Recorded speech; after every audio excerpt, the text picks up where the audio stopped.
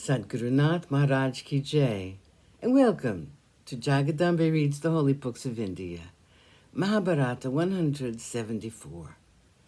As you may remember, the Pandavas were happy on the slopes of the mountain Mandara. Chapter 11, Towards Himavan. The Pandavas decided to ascend the Mandara mountain. They found the task very difficult. Yudhishthira was concerned about the delicate Draupadi. Bhima said that he would carry her. He knew that she would like to meet Arjuna, who would be coming to that mountain when he returned from the abode of Indra. Bhima said, "I will carry her. I will carry all of you when you feel that you cannot walk anymore." It was early in the morning. The sun had just appeared, tinting the mountain top with pink and gold. The scene was so wonderful. The air was exhilarating. They were not tired, not at the beginning of the ascent, but it was fatiguing as the sun climbed higher in the heavens. They went on undaunted and walked toward the peak called Gandhamadana, the peak where the air was made up of all perfumes. They were all excited at the thought of meeting Arjuna. It was now 5 years since he had left them and gone away. It was a pathetic sight. Yudhishthira, unused to rough life, was trying with great difficulty to climb the mountain. His heart was filled with just one thought, the thought of Arjuna and meeting with him. He wanted to see Arjuna, who had gone to learn all the astras so that they could win the war. They talked of nothing else.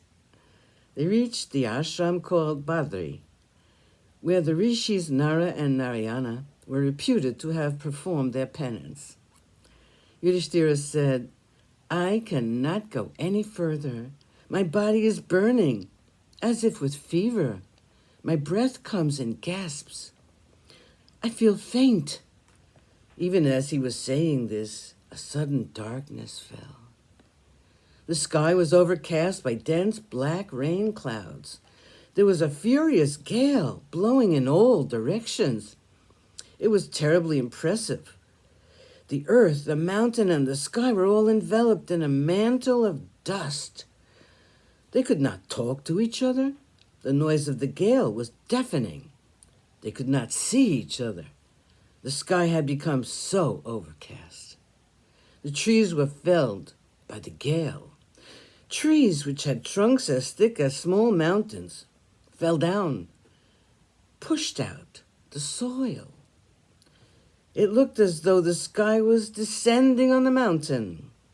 The line where the mountain peaks ended and the rain clouds began was invisible. They had to make their way in the midst of the newly fallen trees and small hillocks, which were scattered all over the place. Bhima was strong enough to push the trees away from the path and to carry Draupadi too, at the same time. But even he had to admit defeat at the hands of nature. The strength of the elements was too much to combat. Bhima sat down suddenly. So did the rest.